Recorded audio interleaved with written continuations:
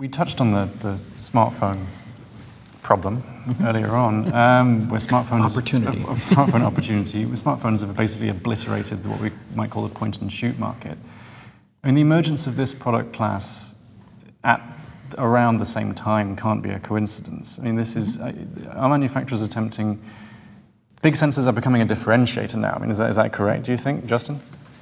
I think definitely. But I would also ask my two photographers here, when you were shooting film, if we go back, roll the clock back, how many of you carried a small, a Nikon 35 Ti, a Contax T2, one of those kind of cameras stuffed in a bag someplace that if everything went south, you had this really high quality, really small camera that could deliver really high grade professional results. Yes. A Rolly 35. A Rolly 35, yeah. That's it. Yeah. That was my go-to. So I think there was a history and a heritage there of a camera like that. And I think the technology came mature enough to a point at about that time period to allow those cameras to emerge. I mean, that's, the X100 came out, it was Photokina 2010. Was with the announcement, it was the showcase. So that time period is sort of that beginning of that nexus of changing over and, us dipping our feet in that water and other people saying, hey, there's a marketplace here. There is something here that's great to have a camera that's small, lightweight, compact, whether it's a rangefinder type camera or whether it's a compact camera, there's a need for it. There's a need to have that usage, and having that small camera that to carry with you all the time doesn't burden you. And that's, I always see that. I always laugh when I'm walking in New York City and I see a tourist walking around Times Square and they've got their photo backpack on and a big long zoom lens around their chest. And are you really having fun? Are you enjoying your vacation? Are you... How's your back? How's your back? Yeah. I think that's more for protection. It's more for protection. No, I even remember that as a sports photographer, shooting with, even if your prime lenses were a 600 and a 300 at a football game, I'd always have a small body around my neck with a 35mm lens just in case the touchdown happened right in front of me. It's like suddenly you just lift it up and shoot with it. So I think that's the perfect example of that smaller form factor and when it is the right situation. So what's that camera for you now?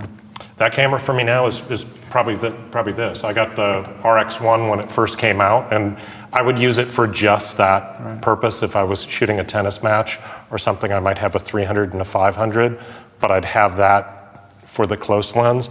Now with the interchangeable, I'd probably put the 35-2.8 on this. Times change. But it's interesting because as manufacturers, we're always challenged with will it work? Will the photographers like this camera? And I remember when we were developing RX100, the first generation, and the original RX100 was $650. And the notion of a compact fixed lens camera that was $650, there were interesting points of view as to exactly what the acceptance of that would be, and there were some of us that had no hesitation, and then there were others that were a little concerned. And it's interesting because the product came to market.